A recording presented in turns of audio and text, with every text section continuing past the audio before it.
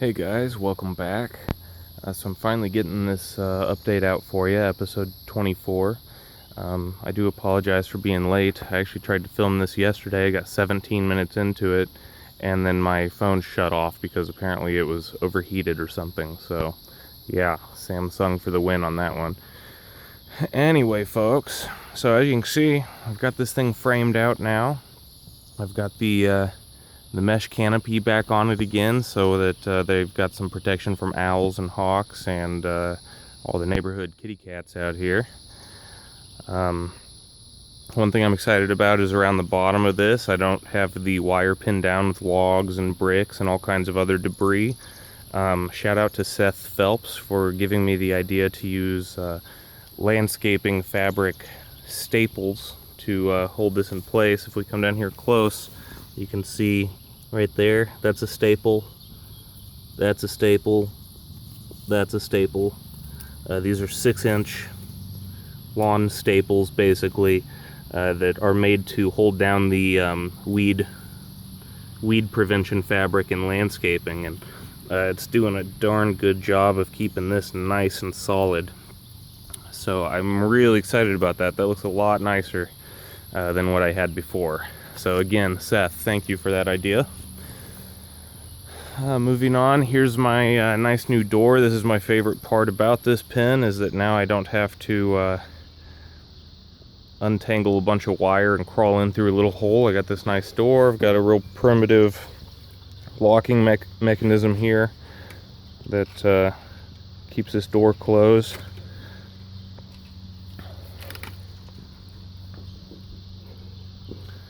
And I had that last video I filmed, we were watching Allie, the alpha female, build her nest. And in the process of that, she was attacking many of the young rabbits. That trend continued after the video was done. She continued to be aggressive and attack the babies. So a couple of you had recommended that maybe I take them out and raise them up in rabbit tractors instead of leaving them in here with the pregnant females. Actually, 2 of you pretty much made that suggestion at the same time. Miss Tokies and Marshall Feinberg. Both of you guys, I appreciate that suggestion, and I'm going to use that suggestion. As you can see, it looks kind of empty in here now. We've just got a few of the big adults in here because I have already taken out all of these small ones. Now, for those of you who have been following me, you know that I have 3 breeding adults in here. My buck, which is the one right here in the middle of the shot, his name's Sal. I've got my beta female, we call her Beta or Betty. And then we've got Allie, the alpha female. And let's see where she's at right now. Is this her? This is her. Here's Allie. Hi Allie, how are you? Okay, so those are the 3 breeding adults. Now, since I've taken out all the little ones, and we've got a lot of extra room in here now, I decided I'm going to triple the amount of breeding adults I have in here. I'm going to add another buck and 2 more does. Now, I know that it's hard to get bucks to get along with each other, maybe impossible, but I have had some people tell me that they've been able to do it. So what I've done is I've kept one of the bucks from the first litter born in February, and I've left him in here. And so far, him and Sal have not been fighting, but that may change as the young one gets older. So we'll just have to keep an eye on that. But I do already have the young ones in here that we're going to be keeping.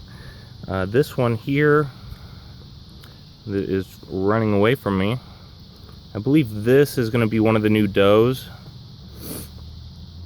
I'm not familiar enough with these rabbits yet to be able to tell by looking at their faces which one is which. Let's see if we can find the others. Where are all of them? Oh, hi there, Ellie. Where's all the bunnies around here? Oh, here we go. I just saw one under here. We do have one under here. Okay. This one here. Let me see your face, little one. I think this one is my new buck. Oh, sorry. Out of frame. My bad. I'm pretty sure if he would turn his face this way, gosh, of course he's not going to turn his face this way. Well, yep, that's the new buck. I can tell because the black spot on his nose is smaller than the black spot on the nose of the new doe. Haven't come up with names for him yet. Let's see what we got in here. Yeah, and so this one is my new doe.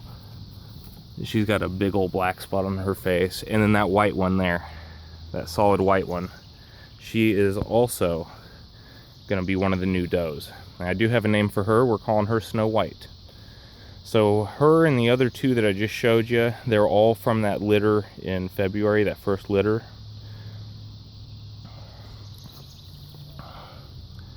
And yeah, so once these guys mature and can be old enough to reproduce like the others, we will have double the amount of breeding adults in here. We'll have 6, 2 bucks and 4 does, so I'm kind of excited about that. And the pen is a little bit bigger too. I expanded the boundaries by about a foot all the way around. It was 14 by 14. Now it is 15 by 16. So added a nice little bit of square footage in there for them. Let's see here. So let's go over and take a look at the little babies that all got taken out of here. Well, some of them aren't so little.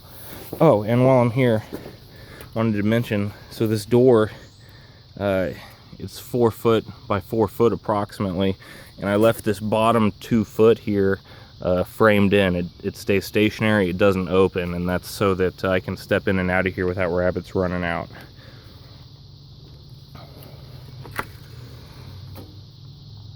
Alright, so over here, what we've got here is the 3 wire cages that I used to have hanging in hutches. This right here is a very temporary setup, but I'm going to convert these cages into rabbit tractors. I haven't decided how I'm going to do that yet. I've got a couple of ideas in mind. I need to find some good plans for rabbit tractors, and actually shout out again to Marshall Feinberg. I know you mentioned that you had some plans that maybe you could provide me. I would definitely be interested in seeing those. Oh yeah, and this one's the fullest. Of course, they've emptied out their feeder overnight, so we'll need to get them fed this morning. But you can see this cage, I've taken the bottom completely out of it, and so they're able to eat all the grass and stuff in here. The other 2 cages, they still have the bottoms in them. I'm probably going to take the bottoms off of these as well so that they get full access to the grass, but I got to figure out how that's going to work in conjunction with a movable rabbit tractor setup. So we'll see. That part's still in the works. That'll probably be the next update video, is once I get these finished, I'll show you guys what we got done. But yeah, I've got 15 rabbits out here, plus the 3 younger ones that I added back to the pen that I'm going to be keeping. That's 18 rabbits that have been successfully produced since the first of this year. Now, I have lost a fair amount. A lot of them die when they're still real little and in the nest. You know, we've had some first-time mothers. I've been dealing with the fact that those nests are 6 foot, 5 foot underground, and I can't check on them myself. And we've had a few little ones die after they've left the nest. Particularly runts who can't compete with the others end up dying. I had a couple die a little while ago that I think they may have been attacked by one of the pregnant females and killed. It was kind of mysterious how they died. I did cut them open and take a look, and I couldn't see any evidence of coccidia or any other kind of internal parasite. So I don't think they died of anything like that. But honestly, I don't know. It's all speculation. I've had a lot of people ask me, aren't you worried about these rabbits digging out? What do you do to keep the rabbits from digging out? My answer to that is that at first I was a little bit concerned that maybe they would all dig out. I haven't done anything special to prevent them from digging out. I've had these rabbits in this pen since June of last year. So we're coming up on almost a full year now of them being in here. And they have dug quite a few tunnels, but they've never dug out. They just dig down. So like this tunnel over here, this was the first tunnel. This is the first nest that was built. This hole goes down about 5 foot, and technically it does go beyond the boundaries of this colony pen. So yeah, technically they did dig out of the pen, but they didn't dig out and then up. Like, they can't get out of this pen by going down into this hole. They don't really seem to have any interest in escaping this pen. It's nice and big for them. It's where their food and their water is. It's where their shelters are. And it's where they've established their territory. You know, rabbits are very territorial, and they defend their territory, and they have no reason to want to leave this territory. You know, there's holes all over the place. I mean, you can see in this shot here, there's 1 hole, 2, 3, 1 laying under that log. And then there's several holes under this deck area as well. So they definitely do a lot of tunneling, but they've never tunneled out. So I'm just really not worried about it. These rabbits don't spend time trying to escape from this pen. So shout outs to Rocky and Thomas Yang. I know both of you had asked me about that, so I wanted to go ahead and address it for you in this video. Let's see here. I had another commenter. Sorry if I'm pronouncing this wrong. Razvan Simi was asking about, do I give these rabbits any kind of medications or any kind of treatment? No, I never have given them any kind of medications. Now, back when I had rabbits in cages, I had one develop some pretty severe sore hocks, and I did put some antibiotic ointment on her feet and some Vetricin spray. But otherwise, I've never given any of my rabbits any medicine or antibiotics or anything like that. Now, I am thinking about doing a couple things as far as preventative measures, but I don't want to use traditional medications. This here that we're looking at is their waterer. This is great because you have this big giant reservoir up here, and then just a shallow dish that they drink out of, which makes it to where they can't foul up all the water, and it stays nice and clean inside this reservoir. And what I think I'm going to start doing is I'm going to start adding a couple tablespoons of apple cider vinegar to their water whenever I fill it up. I hear that that's really good for the rabbits. It helps them with their digestive health. It also boosts their immune system. So all that sounds like a good idea to me.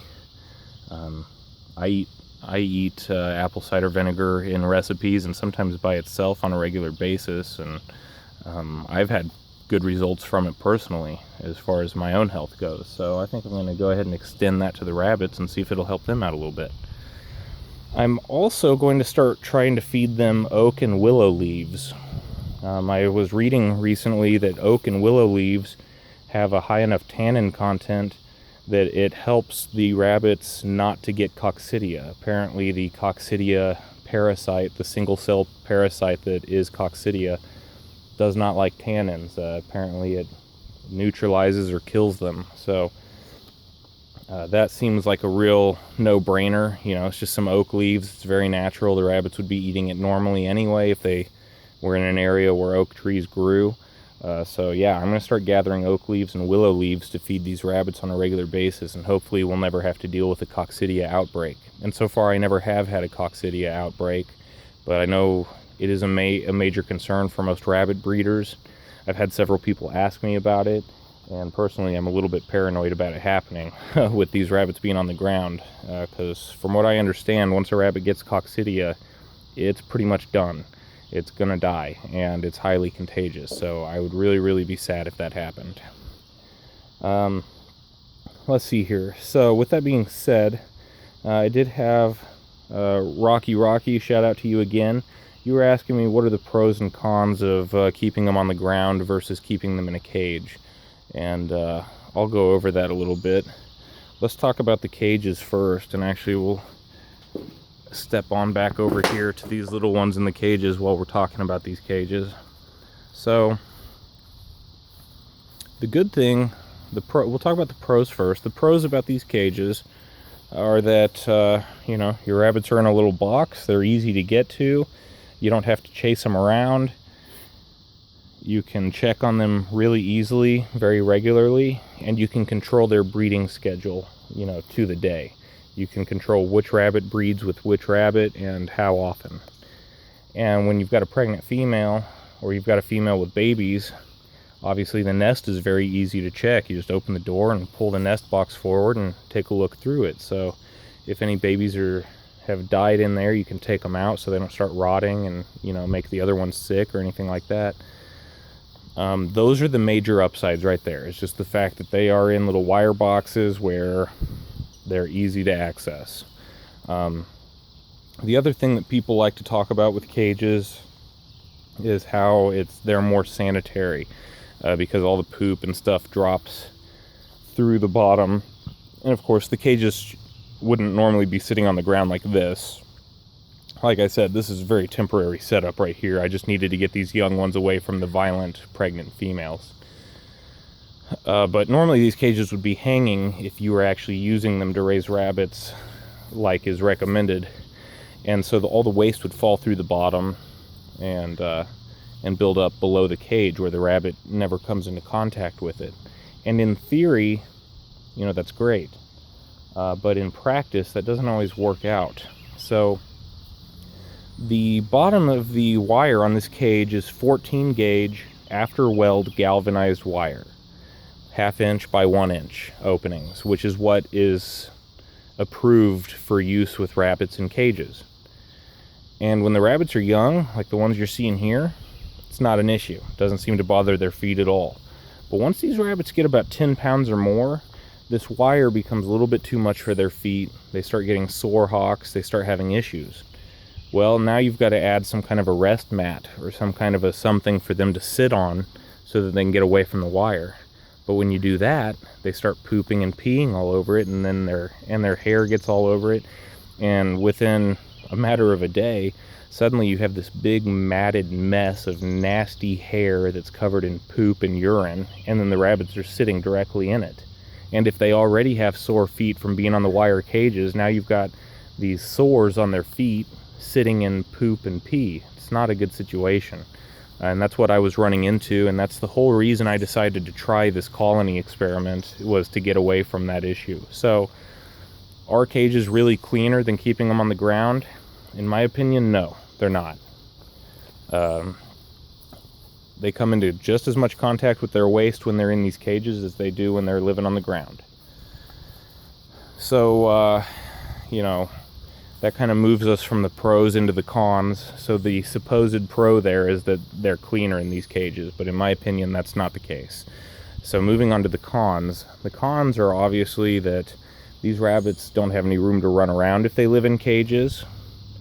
Now in this instance, we have a lot of young rabbits all together in one cage, so they can socialize here. But when they get bigger, you can't have big rabbits together in the same cage. They'll kill each other. It's just not enough territory for each one of them to be comfortable. So when you have adult rabbits, one per cage, they can't socialize. They can't cuddle with each other. They can't do anything. They're just trapped in these little wire cages. I mean, it's basically like being in jail. And then they just sit all day getting fat, doing nothing, with sore feet from sitting on the wire. So, you know, that's definitely something that would be considered a con, in my opinion. The other con to cage raising is that when these cages are hanging in a hutch and they're up off the ground, these rabbits can't tolerate that much cold. You know, rabbits can tolerate a lot of cold, but only if they're able to kind of hunker down to the ground and protect themselves from the wind. In a hutch setup, you have to build a giant, well, what I was doing was I was building a giant tent over the hutch in the winter with tarps, and was, you know, wind-proofing it, and it worked, but it looked really ugly. It was this big, giant eyesore of a tent. It was a pain in the butt to put up every year and take down. You know, it gathers snow on top, and you got to constantly be cleaning the snow off of it so it doesn't collapse. You know, that's all a real big pain in the butt. And that leads me that'll lead me into the pros with this colony setup. The first pro I'll talk about is the fact that I don't have to winterize it. You know, they've already got their shelters in here. They've got holes. They've got a deck they can hide under. I don't have to put a giant tarp over this thing or do anything special to winterize it. And that to me is just great.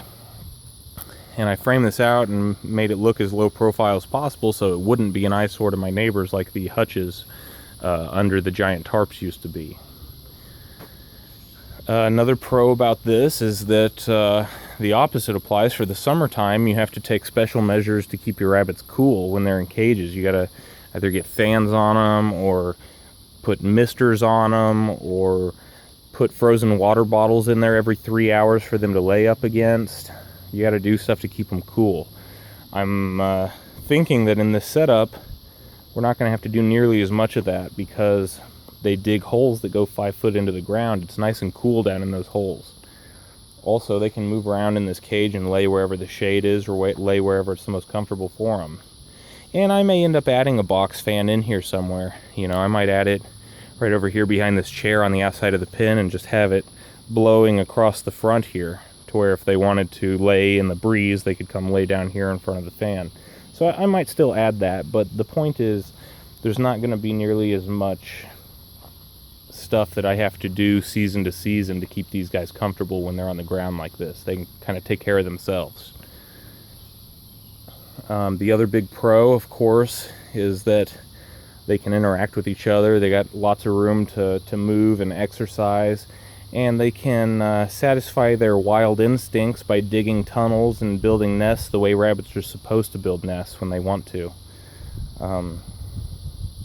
And of course the pro for me is that I get to look out the window and I get to watch the rabbits playing out here and having fun and doing things that is, you know, totally different than what was going on when I had all these rabbits in cages. So it's really nice. I'm really enjoying this colony setup. I would encourage all of you to do it.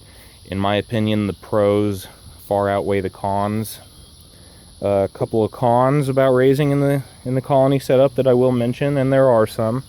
Obviously, with the nests being deep underground like they are, it's hard for me to check on all the babies and make sure everything's going good. I got to rely on the mother's instincts. I got to rely on her to do a good job building a nest and taking care of the babies. The other con, of course, is that they are on the ground and they are in constant contact with waste. So I do have to come out here and rake this stuff out of here pretty regularly. You know, we've got some poop buildup here on the front of this metal sheet. We've got some poop buildup back here in these corners. You know, there's a nice little pile that needs raked out. So there is a little bit of maintenance involved when it comes to keeping the floor of this thing clean. And there is, of course, that concern that maybe they'll get coccidia or some other kind of parasite or disease from being in contact with the earth. So far that hasn't happened though. I'm crossing my fingers that it won't. And like I said, I'm going to start proactively feeding them oak leaves and willow leaves to hopefully prevent any kind of coccidia outbreaks. The other con is that because they do get so much more exercise in here, it takes the little ones longer to reach butcher weight. So normally I used to butcher it like 2 months, 2.5 months. It's looking now like it's going to take 3 to 3.5 months for the young ones to reach butcher weight. So, you know, if your goal is to get as much rabbit meat as quickly as possible, cage raising might be the way to go for you. You're going to have to be more patient. It's going to take longer in a colony setup, and you're going to go through more feed trying to get them up to butcher weight. So it is a little bit more expensive, but you know, that can be said with anything. That's the whole reason that cage raising was invented, was to cut costs and make it more effective. But unfortunately, it's at the expense of the animal's happiness and welfare. And that's pretty much what we see with all industrial farming or all commercial farming, is that the farmers don't necessarily care about what's best for the animal. All they care about is what's best for their wallets and what's going to get them the fastest and best results in terms of food. You know, it's wrong in my opinion, and it's the reason why grass-fed beef costs you more than grain-fed beef, because it takes more work and it takes longer to get those cattle up to butcher weight when they're eating nothing but grass, as opposed to stuffing them full of corn. It's pretty much the same deal here. if you're going to raise these rabbits in a cage-free setup, you can pretty much just expect it's going to take you about a month longer to hit butcher weight on your young ones. That's really all the pros and cons I can think of right now, guys. I'm sorry if I missed any. But yeah, that's pretty much it. So Rocky, thanks for asking that question. It was about time that I addressed that. I'm glad that you reminded me to go over that in this video. Guys, that's about it right now. I guess other updates, the nest that Allie was building on episode 23, it's right back in here. It's right in the middle of the frame there, and we can't see it anymore because she has filled it in with dirt and straw. I think she may have already had her babies, so we've probably got a nest of babies buried back here. Pretty excited about that. There's a hole down in there that I think is getting ready to be used as a nest by somebody. Oh, here's our 2 new rabbits here. So we've got the one with the big black nose is the female, and the one with the small black nose is the male. And then of course we had Snow White also, which is the new one. She's a solid white one. But yeah, guys, it's been going really good. I appreciate you guys all subscribing and commenting and giving me suggestions. It's so helpful being able to bounce ideas off of you guys, and I've taken a lot of your ideas and used them, and they've worked really well. So keep commenting, guys. Keep helping me out with this. You know, I'm calling this the Midwest Meat Rabbit Experiment because that's what it is for me. I've never done this before. I mean, I'm fairly new to raising rabbits in general. I only raised them for 3 years in cages before this. So, you know, I don't know everything there is to know, and I appreciate all you guys helping me out with stuff. A few shout outs to some commenters. And I know I'm going to miss some of you guys. This is just kind of a list of commenters that I wrote down that have commented in the past couple of weeks, and people who comment regularly. I appreciate all you guys. Let's see here. We've got Lonnie 1100, Private Henrietta, Jack Attack Gold. Hey buddy, congrats on your hutch. I'm looking forward to seeing pictures or something of that. Jonah Gaff, Kristen JR, Michael, let's see here, I can't even read my own writing now. O'Rourke, I think. Sorry if I pronounced that wrong. Miss Kira, Backyard Boogie, Mogro. Hey man, how's your new rabbits going? I know we were talking about your new litter of bunnies and you were surprised at how fast they were growing. I'd love to see some pictures or some kind of a video update from that. Eddie G, 4 Corey, KI Rabbit Guy, Raz Van Simi, and Justin Friedrich, and of course Seth Phelps, Miss Tokies, Marshall Feinberg, Thomas Yang, Rocky. Appreciate all you guys. I'm going to keep doing shout outs in my videos. Hopefully I'll be able to name all of you guys eventually. Keep commenting. Stay subscribed. Stay tuned. There will be lots of updates to come. I know there was like a 2 or 3 week gap in between episode 23 and the one before it. So I do apologize about that. I got real busy with work, and it was just hard to stay caught up on all that. But yeah, guys, that's it. I think we've pretty much gone over all of it. That was my comprehensive update video. So we'll see you next time. And until then, guys, thank you so much for tuning in. And as always, have a good one.